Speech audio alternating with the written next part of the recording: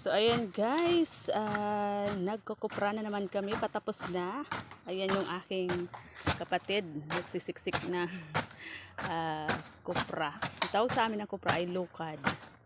So ayan, magandang exercise ito guys kasi pampalaki ng abs. Abs ng muscle. So ayan, ilang sako to? 12 sako. Ayun pa si father doon tatanggal ng laman sa kanyang bao. So, ayan.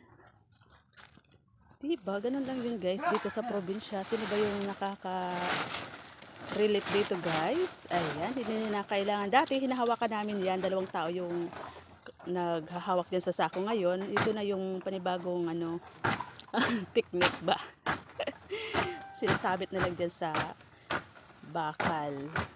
Tapos ayan, pinatali dyan sa mga kahoy-kahoy.